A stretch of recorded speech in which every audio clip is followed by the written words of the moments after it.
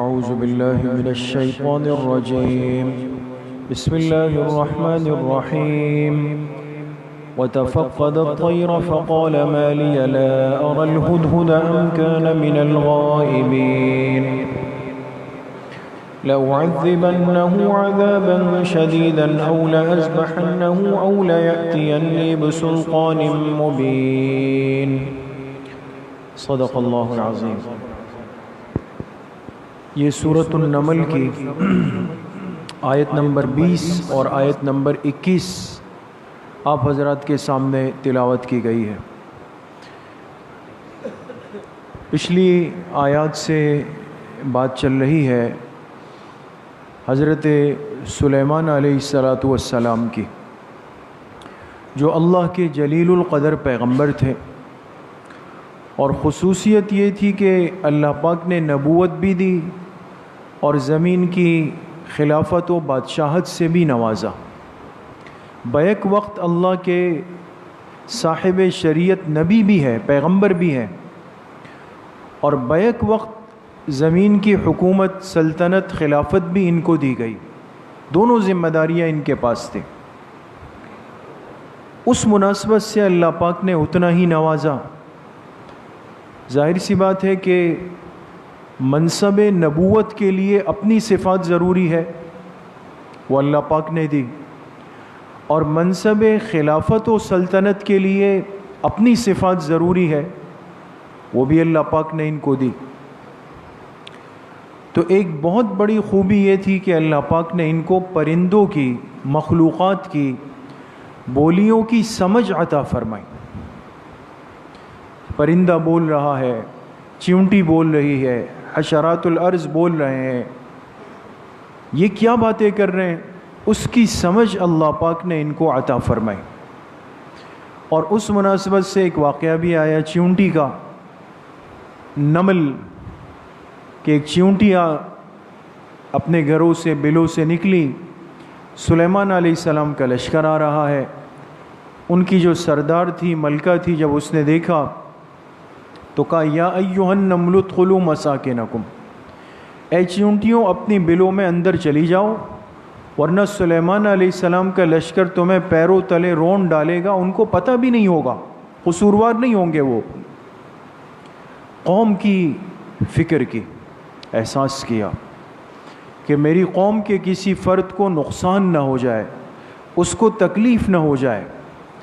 یہ احساس قوم اتنی بڑی نعمت اور اتنا بڑا جذبہ ہے کہ اس بنیاد پر اللہ نے اس چیونٹی کا تذکرہ قرآن میں فرمایا ہے، بلکہ اس سورت کا نام ہی سورۃ النمل ہے، حالانکہ وہ ایک غیر مکلف مخلوق ہے، اس سے قیامت کے دن پوچھ گچھ نہیں، لیکن اس نے قوم کی فکر کی، احساس کیا،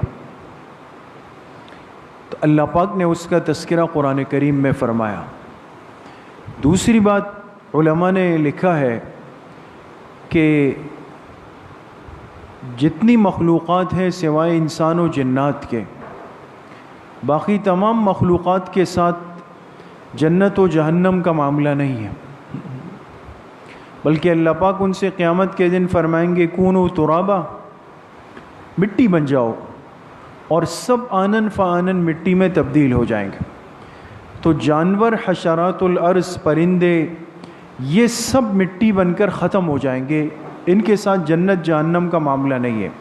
لیکن چند جانوروں کا تذکرہ حدیث پاک میں آتا ہے جو مستثنیٰ ہے۔ وہ جانور اللہ پاک کے حکم سے قیامت کے دن انسانی شکل اختیار کر کے جنت میں چلے جائیں گے۔ ان میں اصحاب کہف کے کتے کا تذکرہ ہے، اس میں بنی اسرائیل کی اس گائے کا ذکر ہے جس کو حضرت موسیٰ علیہ السلام کے حکم سے ذبح کیا گیا تھا، اس میں اس مینڈے کا ذکر ہے کہ جو حضرت ابراہیم علیہ السلام کے لیے بھیجا گیا تھا، اس کو بھی اللہ پاک جنت کے اندر داخل فرمائیں گے۔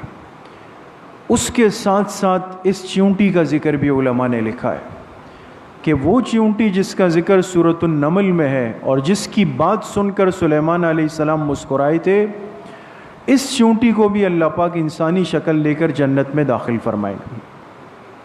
دیکھیں غیر مکلف مخلوق، لیکن جب اللہ کی محبوبیت میں آ گئے تو کامیاب ہو گئے، وہ بھی جنت میں چلے جائیں گے۔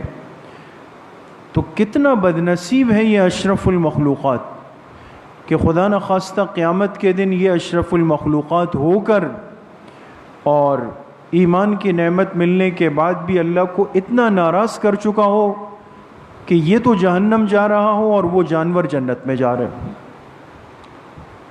اس لیے بڑی محرومی ہے، بڑی بد نصیبی ہے۔ نعمت ایمان کی قدر کی بھی ضرورت ہے، اس کی حفاظت کی بھی ضرورت ہے۔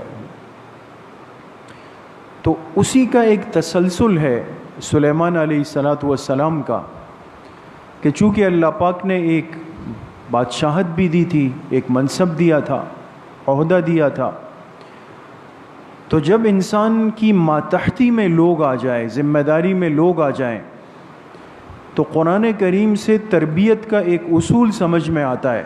آج کی مجلس سے اس بات کو لے کر جائیں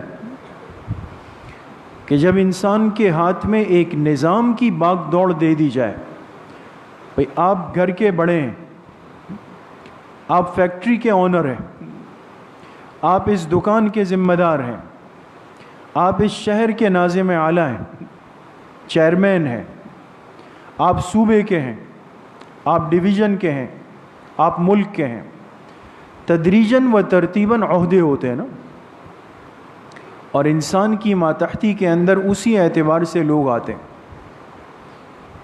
تو قرآن کریم کی ان آیات سے سمجھ میں آتا ہے کہ اس صاحب منصب کی ایک بہت بڑی ذمہ داری ہوتی ہے کہ اپنے نظام کو نظم و ضبط کے ساتھ چلائے گا۔ اندھے کھاتے نہیں ہوں گے، اندھی کہانیاں نہیں ہوں گی۔ اس لیے آپ ان آیات پہ غور کریں گے، آپ کو ایک نظام زندگی سمجھ میں آئے گا۔ آج ہمارے اندر بہت ساری یہ کمزوریاں پیدا ہو گئی، اور ان کمزوریوں کو ہم نے اپنی زندگی کا جز اور حصہ بنا دیا، لیکن جب اس کے نقصانات سامنے آئے تو بجائے اپنی کمزوری کو قبول کرنے کے اس نظام بنانے والے پہ اعتراض کر دیا کہ بھئی اس نے ایسا کیوں کیا، اگر یہ نہیں کرتا تو آج میرے ساتھ ایسا نہیں ہوتا۔ آپ غور کریں، ان آیات کا ترجمہ ہے وَتَفَقَّدَ الطَّيْرَ، اور سلیمان علیہ السلام نے پرندوں کی حاضری لی۔ حاضری لینا جانتے ہیں نا، اٹینڈنس، حاضری لی۔ فقال، جب حاضری لی تو پوچھا ما لیا، کیا وجہ ہے، لا اری الہدہد، کہ مجھے ہدہد پرندہ نظر نہیں آ رہا۔ انداز دیکھیں، آیت کو سمجھے دوستو، یہ نہیں کہا فوراً کہ ہدہد پرندہ کیوں غیر حاضر ہے، کیوں نہیں آیا، بلکہ کیا تعبیر استعمال کی، کیا وجہ ہے کہ مجھے ہدہد نظر نہیں آ رہا۔ دونوں باتوں میں فرق ہے۔ کیا وجہ ہے کہ مجھے ہدہد نظر نہیں آ رہا، ام کان من الغائبین، یا حقیقت میں وہ موجود نہیں ہے۔ اب مثال کے طور پہ آپ ساتھی درس میں بیٹھے ہیں، شاید کوئی ساتھی اس پلر کے پیچھے بھی ہو، اس جو پلر ہے اس کے پیچھے برآمدے میں ساتھی ہوں گے، درس میں ہے لیکن مجھے نظر نہیں آ رہے۔ اور ایسے ساتھی ہیں جو روز ہوتے ہیں، تو میں پوچھوں کہ بھئی فلاں صاحب جو ہے وہ آج کیوں مجھے نظر نہیں آ رہے، یا واقعتاً نہیں ہے، حقیقت میں نہیں ہے۔ تو انہوں نے دونوں باتیں کی، ہدہد نظر نہیں آ رہا یا ہدہد واقعی غیر حاضر ہے۔ پھر کہا لَأُعَذِّبَنَّهُ عَذَابًا شَدِيدًا، اگر وہ حاضری کے وقت موجود نہیں ہے، اٹینڈنس میں موجود نہیں ہے، تو میں اس کو سخت سزا دوں گا۔ اَوْ لَأَذْبَحَنَّهُ، اور یہ سزا یہاں تک جا سکتی ہے کہ میں اس کو ذبح کر ڈالوں گا، چونکہ بادشاہ تھے، نبی بھی تھے، اختیار دیا اللہ پاک نے، سزا دوں گا، اور یہ سزا اتنی سخت بھی ہو سکتی ہے کہ میں اس کو ذبح کر دوں گا۔ معلوم ہوا کہ سزا میں بھی ترتیب ہے۔ اَوْ لَيَأْتِيَنِّي بِسُلْطَانٍ مُبِينٍ، یا پھر یہ ہے کہ وہ حقیقتاً کوئی عذر پیش کر دے، پھر معاف ہو جائے گا۔ پورا ایک کنٹرولنگ نظام پیش کر دیا کہ انسان کے پاس جو نظام آ جائے تو اس نظام کو قابو کرنے کے لیے ایک ترتیب بنانا بہت ضروری ہے۔ آج تک ہم مشاہدہ کرتے ہیں، آپ ساتھی تجربہ رکھتے ہیں، چھوٹا سا کام ہو یا بہت بڑا کام ہو، جس کے اندر ترتیب نہیں ہو، حاضری غیر حاضری کا نظام نہیں ہو، کسی کا نگاہ رکھنے کا، ان کا معائنہ کرنے کا، سرچ کرنے کا، معیار کو دیکھنے کا نظام نہیں ہو، ان اداروں اور ان کمپنیوں اور ان فیکٹریوں کے ساتھ کیا ہوتا ہے؟ کتنے ادارے تباہ ہوتے ہیں، اربوں کھربوں کے قرضے لے کے ڈوب جاتے ہیں۔ یہ کتنے تماشے ہم سنتے ہیں، کیا کچھ ہوتا ہے۔ بہت ساری باتیں سمجھ آتی ہے، بہت ساری آتی بھی نہیں ہیں، کہ بھئی فلاں ادارے کو جو ہے عدالت نے وہ کر دیا، بینڈ کر دیا، اس لیے کہ اس نے اربوں روپے ڈبو دیے، ختم کر دیے۔ اس کی کیا وجہ ہوئی؟ بھئی اس کے جو فلاں ذمہ دار آئے انہوں نے کوئی کنٹرول نہیں رکھا، کوئی پوچھ گچھ نہیں کی، کون آ رہا ہے، کون جا رہا ہے، کتنا آ رہا ہے، کتنا جا رہا ہے، کون لوٹ رہا ہے، کون چھپا رہا ہے، کون رشوت لے رہا ہے، کون کرپشن کر رہا ہے، کون دھوکہ دے رہا ہے، کچھ نہیں۔ یہ ہوتا ہے۔ اور جس ادارے کا نظام کنٹرول کر لیا جائے، سختی کر لی جائے کہ آئیں گے تو پہلے آپ اٹینڈنس پہ سگنیچر کریں گے، آج کل تو جدید ہے کہ آ کر آپ جو ہے وہ اپنا تھم لگائیں، اپنے آنکھیں دکھائیں۔ اب تو نئی نئی چیزیں آ گئی نا، حاضری کے لیے کارڈ آپ شو کریں گے تو وہ آپ کی اٹینڈنس لگ جائے گی، اس میں جاتے ہوئے دوبارہ اٹینڈنس لگائیں۔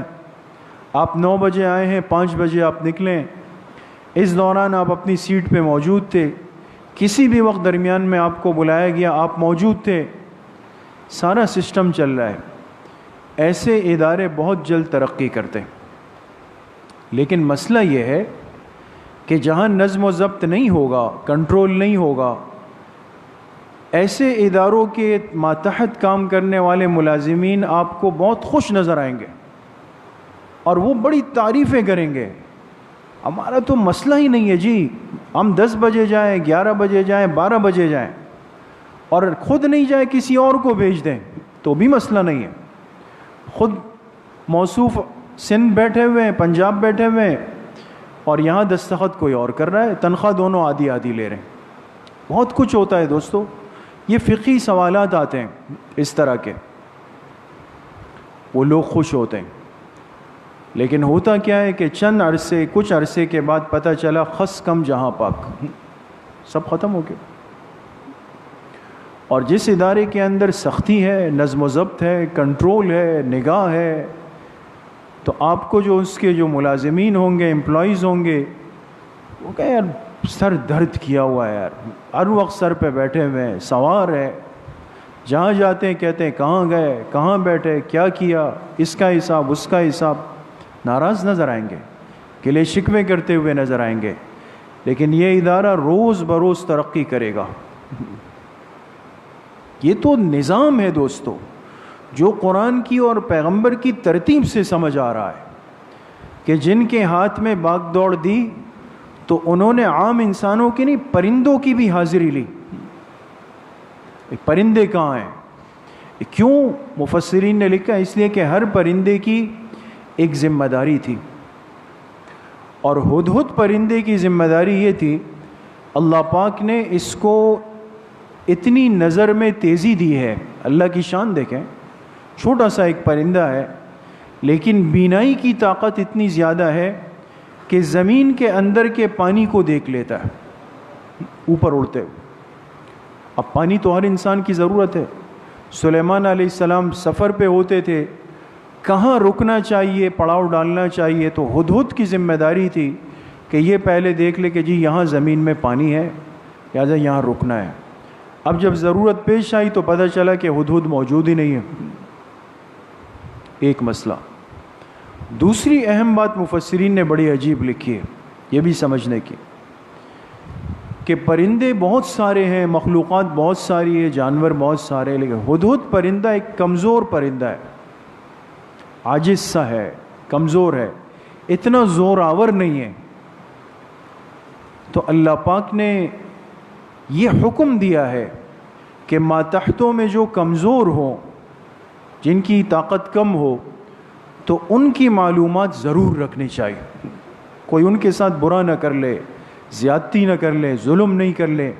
اس لیے حضرت عمر رضی اللہ عنہ کا جو مشہور مقولہ ہم لوگ مختلف موقعوں پہ سنتے ہیں، بیان بھی کرتے ہیں، تو وہ کیوں تھا کہ اگر دریائے فرات کے کنارے ایک بکری کا بچہ بھوک سے مر جائے گا، اس کی پوچھ عمر سے ہوگی. دیکھیں تشبیہ میں اس جانور کو پیش کیا جو کمزور جانور ہے، اور اس کے بھی بچے کو پیش کیا.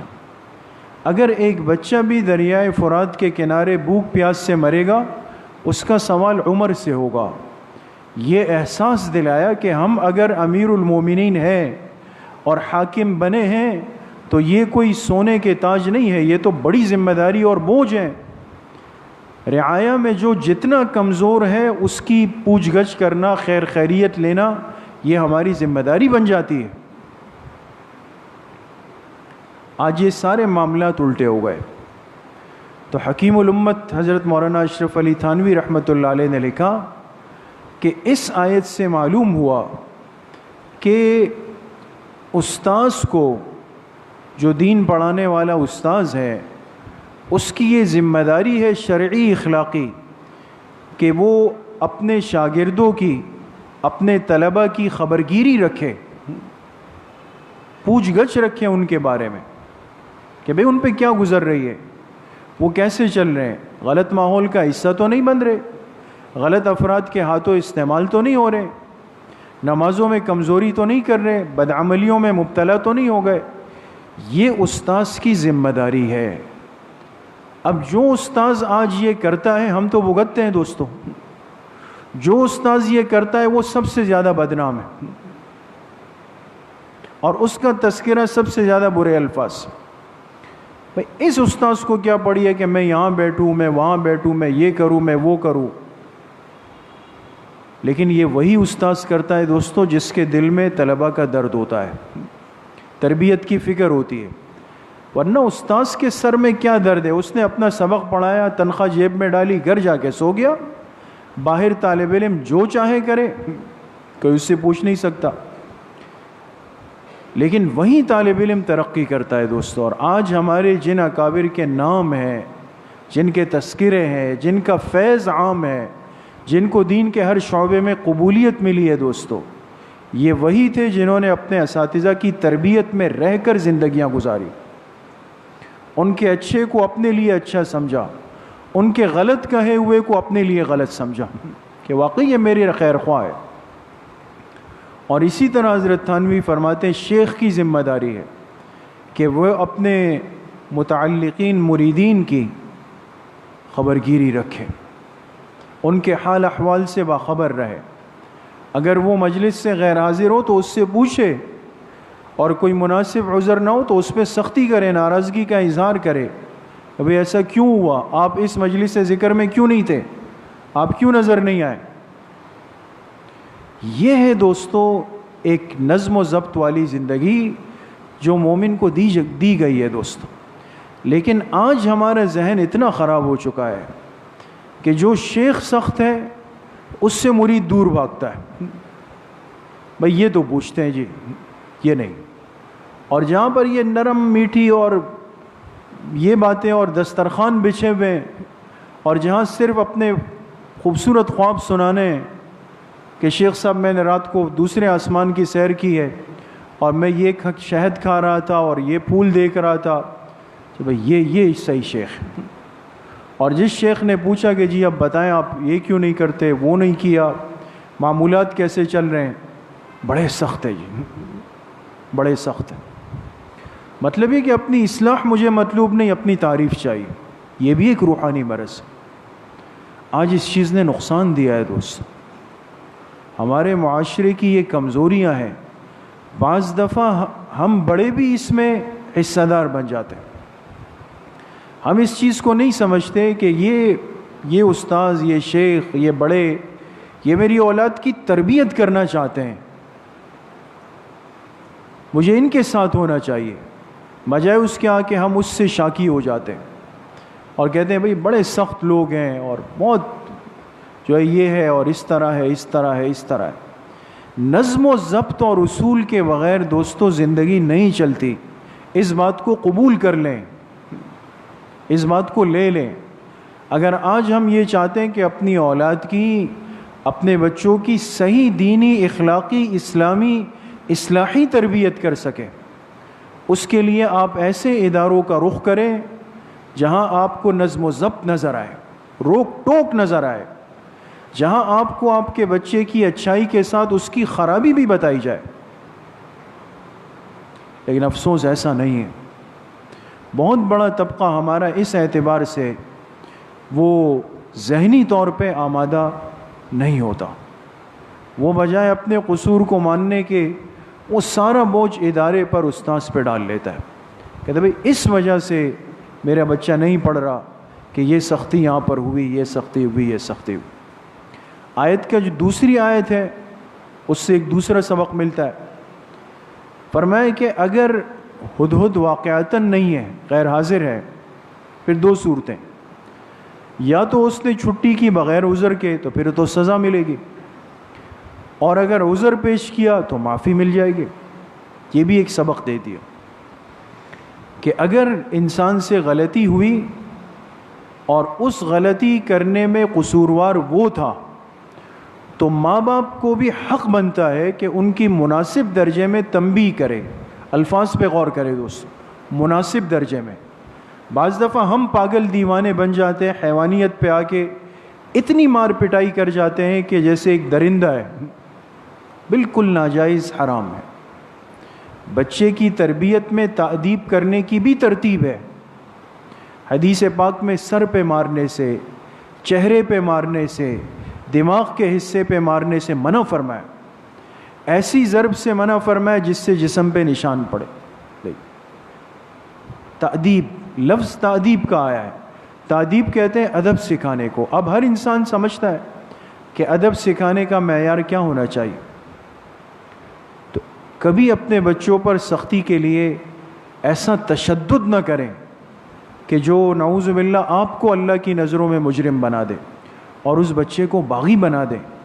بعض دفعہ والدین حد سے آگے چلے جاتے، اور نہ ایسا ڈھیلا پن ہو کہ نہ وہ سبق کے لیے اسکول جا رہا، نہ مدرسے جا رہا، نہ نماز پڑھ رہا، نہ اس کی زبان صاف ہے، نہ مہمان کا حق احترام سمجھتا ہے، نہ بڑوں کا نہ چھوٹوں کا، اور آپ ہنس رہے ہیں اور آپ کہہ رہے ہیں چلو یہ بھائی بڑا ہو رہا ہے ماشاءاللہ، آج اس نے یہ کیا، آج اس نے یہ کیا، آج اس نے اس کو پتھر مار دیا، آج اس نے اس کو گالی دے دی۔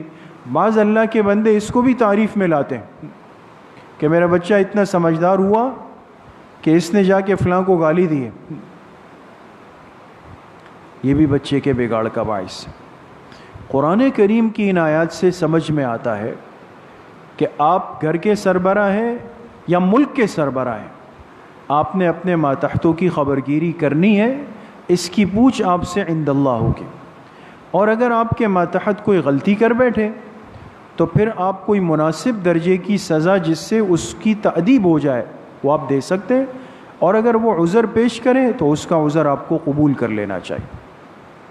سمجھ میں آ گئی دوستو؟ اللہ پاک مجھے بھی آپ سب کو صحیح عمل کی توفیق نصیب فرمائے۔ انشاءاللہ کل حسب ترتیب صبح 11 بجے سے 11:30 بجے تک بنات کے مدرسے میں مستورات کے لیے اصلاحی بیان کی مجلس ہوگی، اس میں گھروں کی مستورات کو بھیجنے کا اہتمام فرمائیں، اور عصر کی نماز کے بعد انشاءاللہ مسجد میں بیان، ذکر، مراقبے اور ختم خواجگان کی مجلس ہوگی، اس میں آپ تمام ساتھی اہتمام سے شرکت فرمائیں۔ الحمدللہ رب العالمین والصلاة والسلام علی سیدنا